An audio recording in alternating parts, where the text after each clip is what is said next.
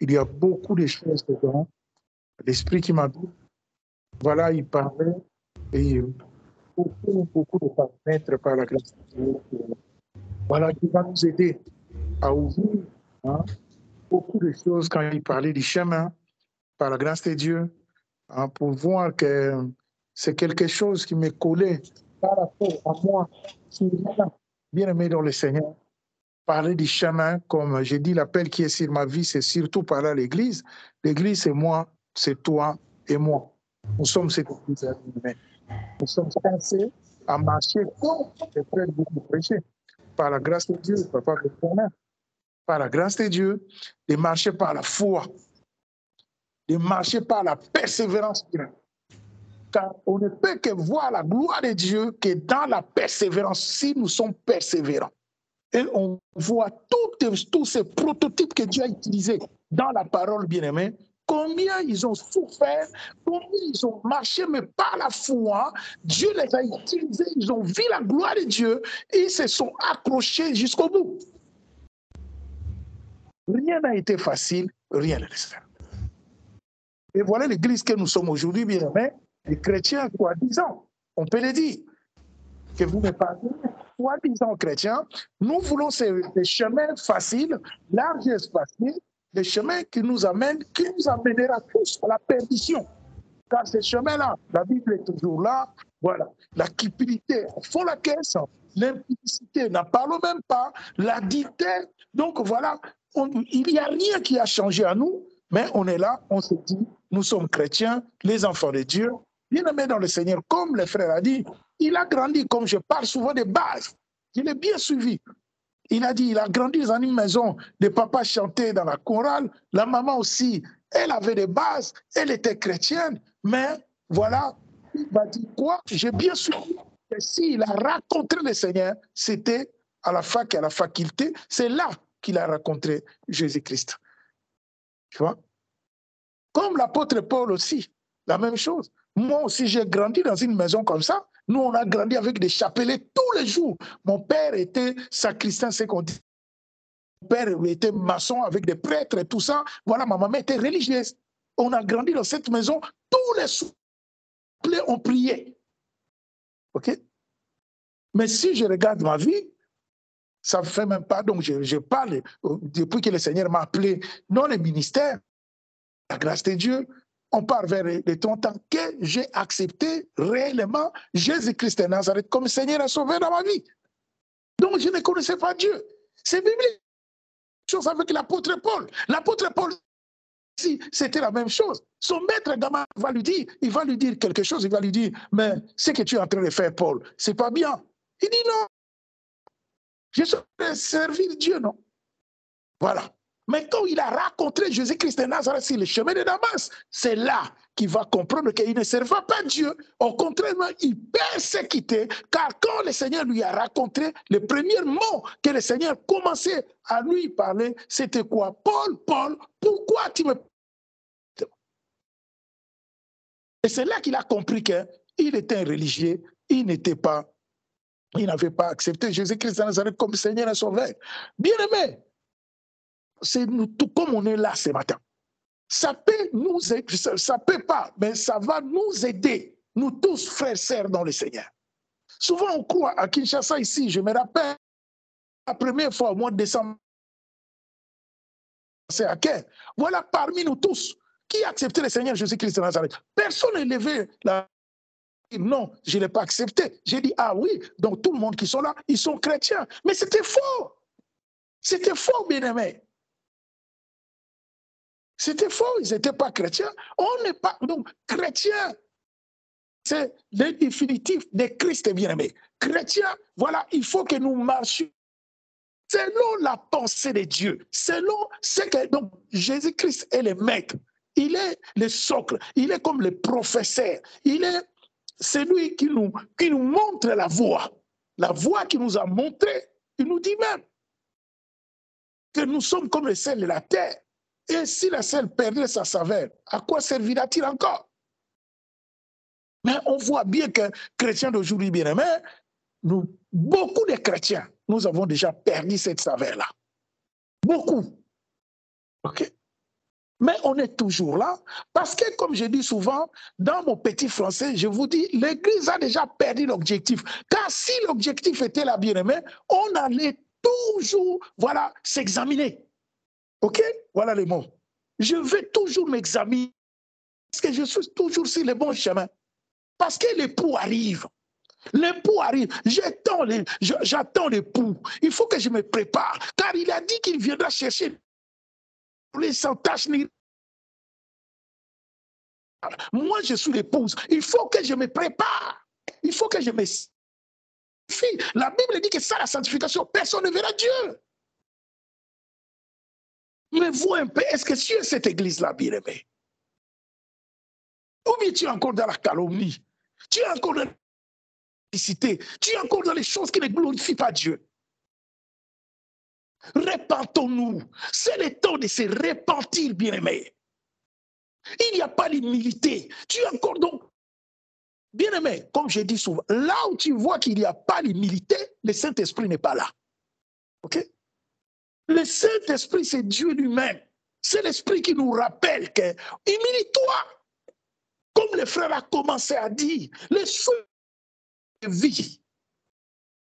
Tu ne mérites pas. Tu n'es que ces terre qu'on a pris de la poussière. Mais ce n'est que par sa miséricorde qu'il a voulu que ce matin que tu sois là. Tu comprends? Que Dieu nous aide, bien-aimés dans le Seigneur. Que le Seigneur nous aide. C'est pour cela que nous sommes cette église-là, bien-aimés, par la grâce de Dieu. La mission que le Seigneur nous a confiée, c'est amener les âmes à ses pieds. Car nous avons les yeux de nos cœurs sont illuminés. Nous ne sommes pas une église, oh non. Là-bas, beaucoup de monde me demande, ah bon, au Congo là-bas, vous avez déjà une église. Parce que l'église, souvent, c'est synonyme du ministère. Donc vous avez. Non, moi, je ne suis. Nous, on est au Congo pour l'église bâtiment. On est venu au Congo parce que nous avons une mission. La mission que nous avons, c'est la mission évangélique. Si Dieu nous dit aujourd'hui, bon, allez dans un bâtiment, voilà, que le Seigneur soit béni, mais Dieu ne nous. Au contraire même, là, il nous a dit, n'allez plus dans les bâtiments, maintenant vous dehors, criez en plein gosier. Donc on comprend la mission que nous avons reçue, c'est quoi? C'est crier parce que l'épouse arrive. Ici, dans cette nation, il y a un peuple que Dieu veut sauver. Et dans ta nation, là, c'est la même chose. Bien aimé dans le Seigneur, dans ta famille, c'est la même chose. Il y a des hommes et des que Dieu veut sortir de la religiosité des systèmes des hommes. Si ces personnes-là mouraient dans cet état-là, bien, Seigneur, ce n'est pas à nous de dire, ce n'est pas à nous de dire, mais tu connais la direction. Et le Seigneur nous aide. Voilà, c'est radical, et c'est pas la gentillesse là, c'est radical, c'est méchant, c'est pas méchant, bien aimé dans le Seigneur. La radicale, il y a un vrai radical, c'est lui-même Christ. Ok? Jésus-Christ est le vrai radical, c'est lui. Et au conditionnel, tout est au conditionnel dans la Bible. Et lui, les radicaux, il ne faut pas s'en prendre à nous autres, bien aimés, dans le Seigneur, aux apôtres, mais lui-même les maître. Regarde un peu la promesse qu'il va donner à son église. Il a dit, tu es ce roc dont j'ai bâti mon église, que les portes de la mort ne proviendront pas contre elle. Bien aimé, écoute un peu ces promesses-là. On voit aujourd'hui combien la mort est en train de ravager l'église de Jésus-Christ de Nazareth. Cette église qu'il avait déclarée, c'est une prophétie par excellence de Dieu.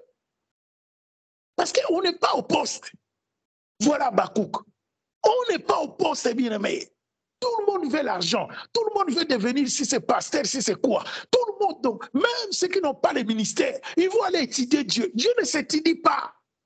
On n'étudie pas Dieu, bien aimé. Pour devenir, si c'est quoi, on ne l'étudie pas. Dieu, elle, on ne l'étudie pas. Tout le monde l'argent. Tout le monde, donc. Voilà, comme je dis souvent, même, quand on était dans les bâtiments, le Seigneur m'inspirait.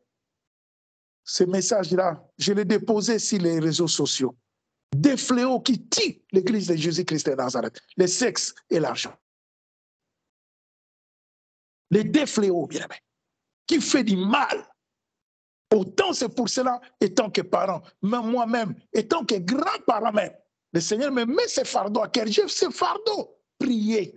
Priez pour la jeunesse. Priez pour ces enfants. Ils sont piégés. Dans les temps d'Internet, là, ils sont piégés.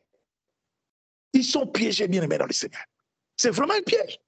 Et moi qui ai un grand-père, je prie, j'ai des larmes aux yeux. J'écris au Seigneur. Parce que quand j'ai grandi, le même monde. Il n'y avait pas tout ce qu'on voit aujourd'hui. Ils sont piégés. Tout ce qui Internet. Vous ne savez pas qu'Internet, là, c'est un piège. Internet, là, vous ne savez pas que c'est un piège.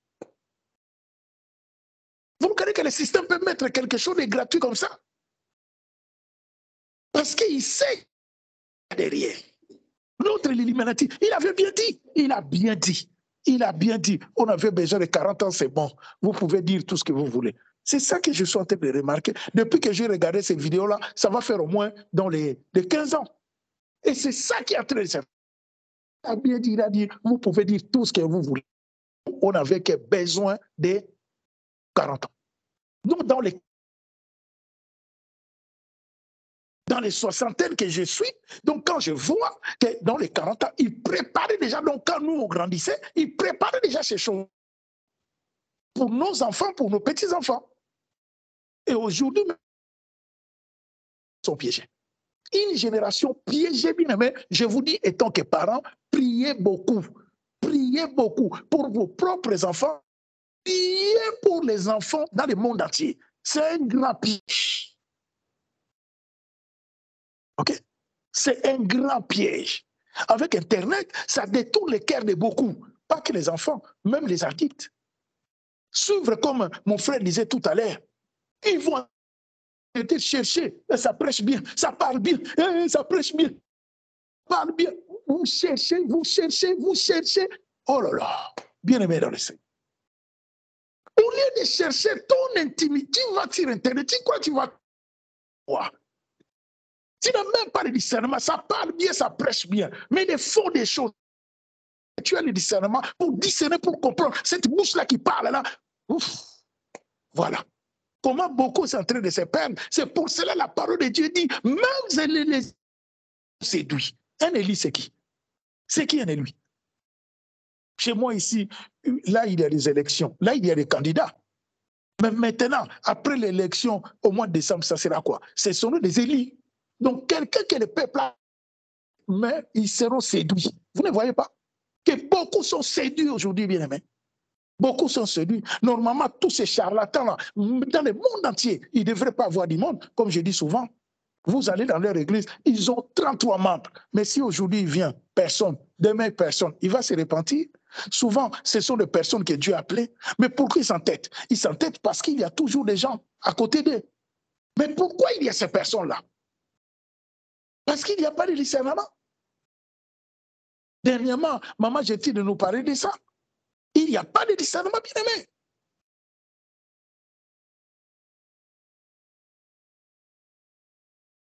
L'époux arrive. Prépare-toi, église. Prépare-toi. Jésus-Christ revient. Ce n'est pas un slogan, c'est la vérité. Prépare-toi. Ah, comme mon frère disait, mon jeune frère disait tout à l'heure, tu n'as pas se lamenter, chercher seulement.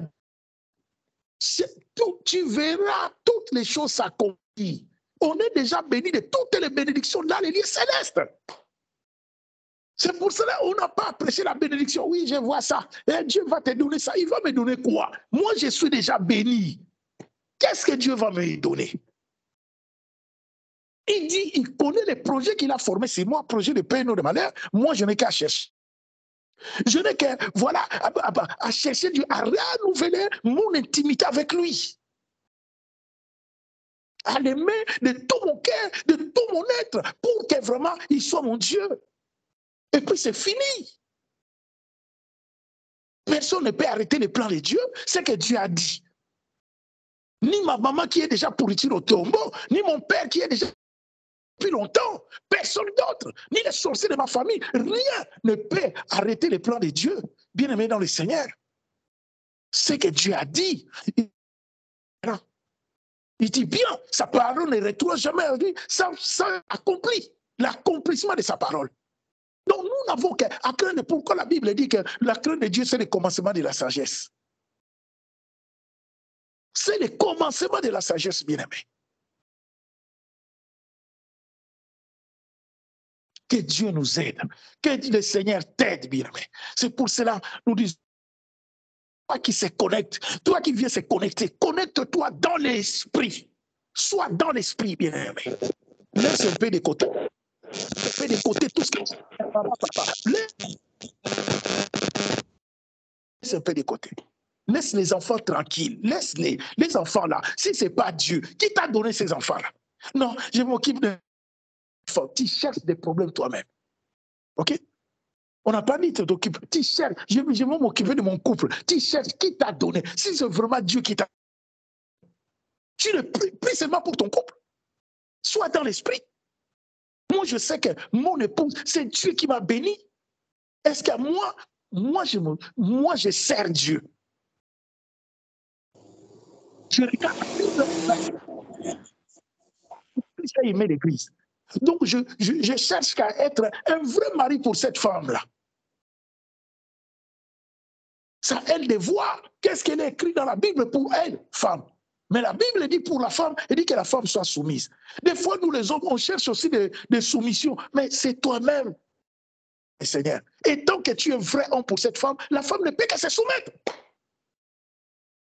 Si elle ne se soumet pas, alors ce n'est pas normal.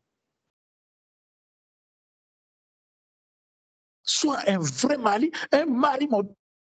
tu verras ta femme va se soumettre. Avoir l'humilité.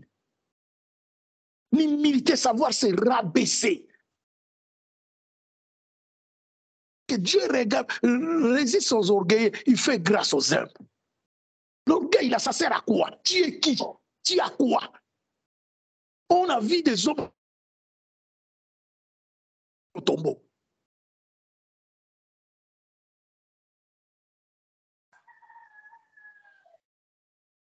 Que Dieu nous garde bien. Que vraiment le Seigneur nous garde, hein, que Dieu nous protège. Les mots de la fin que j'avais, soyez dans l'esprit. Okay? Soyez vraiment dans l'esprit. Quand vous vous connectez sur ces plateformes bien-aimées, laisse tout, mets tout de côté. Okay? Mets tout de côté. C'est la pensée que le Seigneur, il y avait une telle visitation ce matin. Une telle visitation, bien-aimé. Je crois que quelques-uns, ils ont loupé cette visitation à cause de quoi? À cause de ne pas être concentrés. À cause de la distraction. Tu sais, dans ces temps-là, comme je dis, vous savez, l'ennemi, il est malin. Okay? Il est vraiment risé. Parce que Dieu lui a laissé ces capacités-là. De comprendre que non, là, sur place, là, comme ils sont en train de prier, Dieu, tu vas voir même un enfant va pleurer. OK? Il a cette capacité-là. Toi, tu es concentré, tu écoutes là-bas, ou bien quelque chose qui va se passer comme ça. Donc, pour que tu te distrais, pour que tu ne sois pas concentré. Dis-toi, l'enfant là qui pleure, c'est Dieu qui m'a donné. OK?